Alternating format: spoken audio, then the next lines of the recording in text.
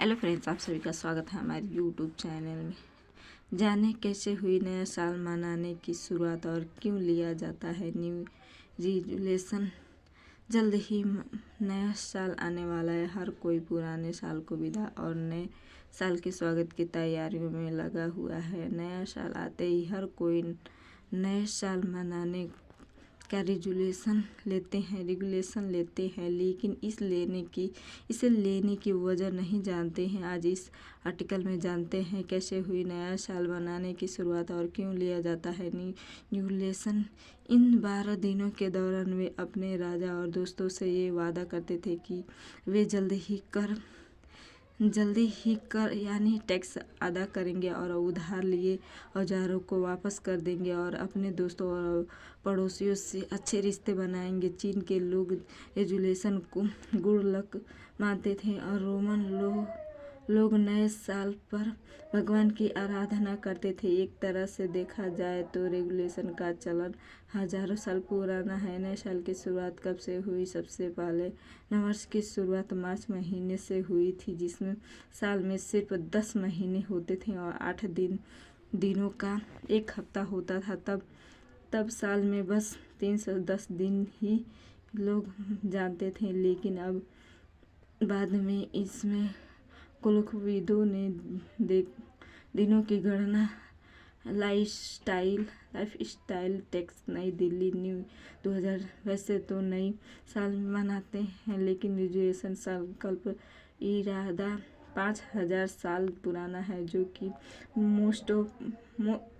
Mesopotamia के Babylonia सभ्यता के दौरान थे और रोमन लोग नए साल पर भगवान की आराधना करते थे। एक दिन से देखा जाए तो रेगुलेशन का चलन हजारों साल पुराना है। नए साल की शुरुआत कब से हुई? सबसे पहले नववर्ष की शुरुआत मार्च महीने से संशोधन किया। रोमन्स ने कहा जनवरी को नया साल। रोमन शासक जुलाई सीजर ही सबसे पहले 1 जनवरी को नया साल मनाने वाला पहला व्यक्ति था।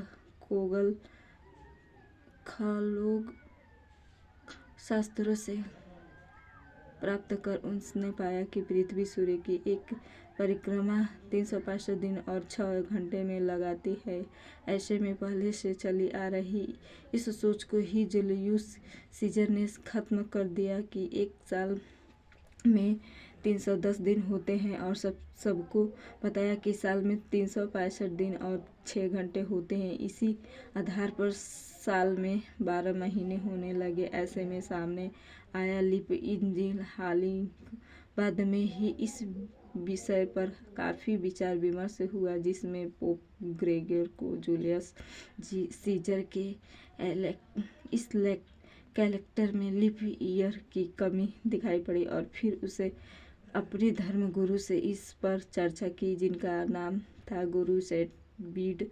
उन्होंने साल में 365 दिन और 6 घंटे नहीं बल्कि 305 घंटे और 46 लीप ईयर से सामने आया और फिर रोमन कैलेंडर को और तभी से 1 जनवरी को नववर्ष मनाया जाने लगा। नववर्ष मनाने की सभ्यता की बात करें तो हमारे देश ही नहीं विदेशों में भी इसे मनाने को लेकर अपनी मान्यताएं हैं, लेकिन लगभग पूरी दुनिया में ही 1 जनवरी को ही न्यू ईयर मनाने रोमन शासक ने माना।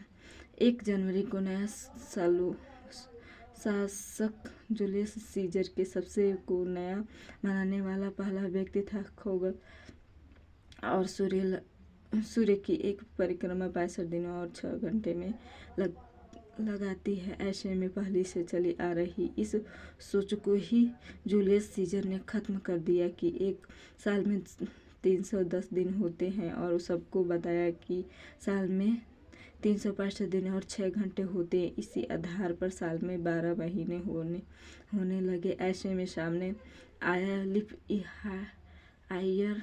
हालांकि बाद में विचार विमर्श हुआ, जिसमें लोकप्रिय और पढ़ा। फिर उसने अपने धर्म गुरु से इस पर चर्चा की, जिनका नाम था गुरु सेट बीड।